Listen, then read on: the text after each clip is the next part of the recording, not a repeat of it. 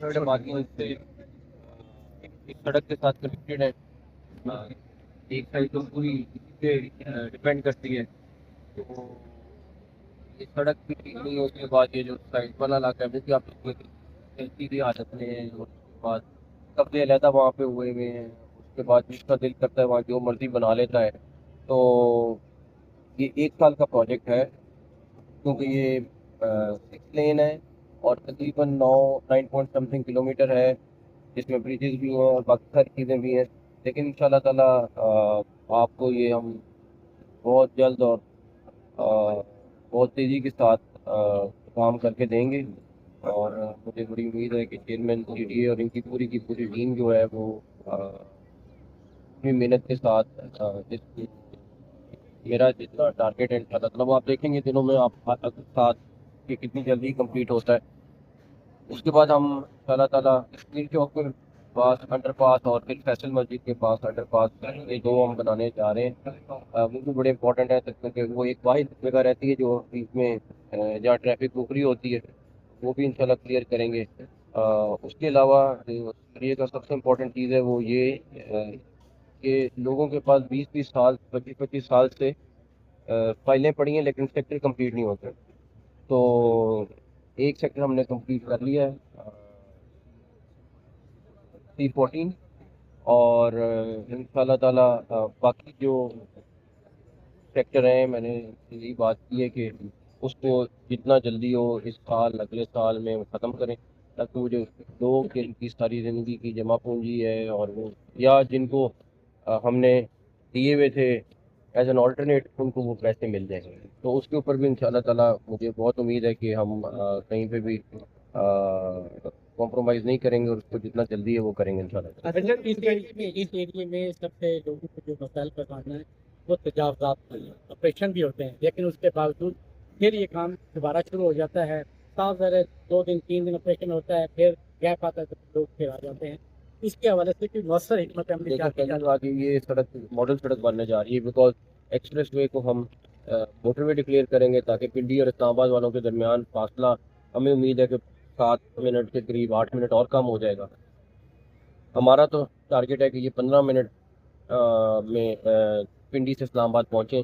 तो उसको हम एक्सप्रेस वे को हम मोटरवे डिक्लेयर करेंगे और इसीलिए इसको इतना बड़ा रोड बना रहे हैं ताकि आम पब्लिक इस पे आराम से जा सके। जब मॉडल रोड बन जाएगी तो मेरा नहीं ख्याल कि कोई सूरत रहेगी कि यहाँ पे तजावुज़ात हों।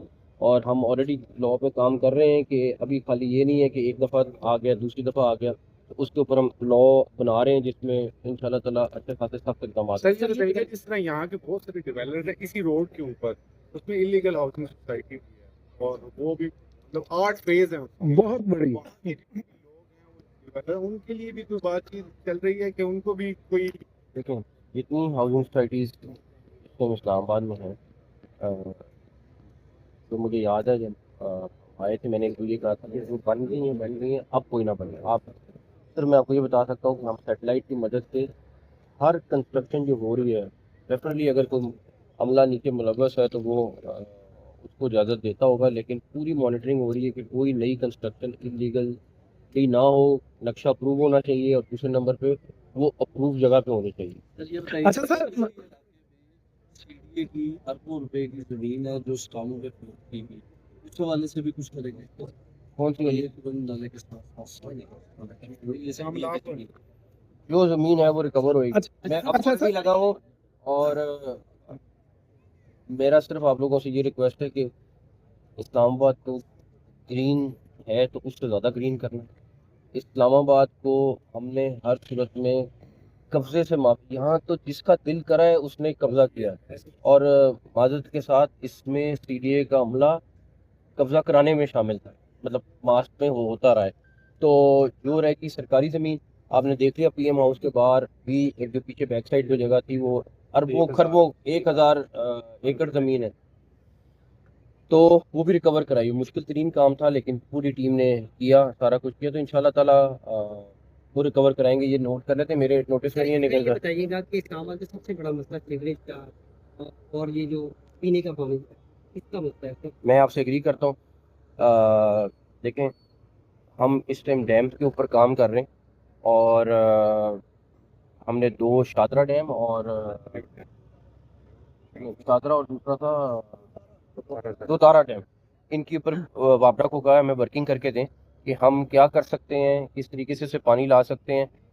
प्लस एक मसला है जिसके ऊपर हम काम कर रहे हैं, वो ये है कि पाइपें जो हैं वो लीक हो जाती हैं, तो हम इस्लामाबाद की इंशाल्लाह ताला सारी जितनी पुरानी पाइप्स हैं उनको चेंज कर रहे हैं, तो उससे आई थिंक 20% पानी एक्स्ट्रा हो जाएगा। तो और हाँ, बिजली का भी बढ़ा रहे हैं, तो हम ऑलरेडी उसके ऊपर अच्छी खासी मीटिंग्स कर रहे हैं। और एक और चीज़ हम करने जा रहे हैं, रावल लेक एक गंदा नाला बन चुका है। अच्छा, अब प्रॉब्लम ये है कि लोगों के लिए एक इस तरह की लेक ब्लेसिंग होती है, हमारे लिए वो छप्पड़ है। तो जब हमने अच्छा खासा स्टडी किया तो देखा कि वो पीछे से बड़ी से वो नाले में सीवरेज का पानी जो डल गया है। अब हम या तो उसको ठीक करें, तो 10 साल का काम है कि वो बात करें और आगे करें। हमने उसका अभी फौरी तौर पे डेफिनेटली वो भी होना चाहिए, लेकिन उसके साथ अब हम ये करने जा रहे हैं कि हम वहाँ पे फिल्ट्रेशन प्लांट लगा रहे हैं, ताकि वेस्ट वाटर का प्लांट, ताकि जब वो पानी आगे आएगा तो वो साफ आएगा, तो लेक इंशाल्लाह ताला साफ होगी और उस पर अच्छा इलाका डेवलप करेंगे। अच्छा सर, आपने हाउसिंग सोसाइटियों की बात की कि नई कोई नहीं बनेगी, लेकिन जो पुरानी नहीं सोसाइटी छोड़ेंगे। हैं फेक हैं उनको भी और नहीं छोड़ेंगे। लोगों की सारी जिंदगी की जमा उनको पूंजियां भी नहीं पड़ी हुई छोड़ेंगे। हैं। ऑलरेडी आज भी इसके बाद एक मीटिंग है जिसमें उसके ऊपर डिस्कशन है।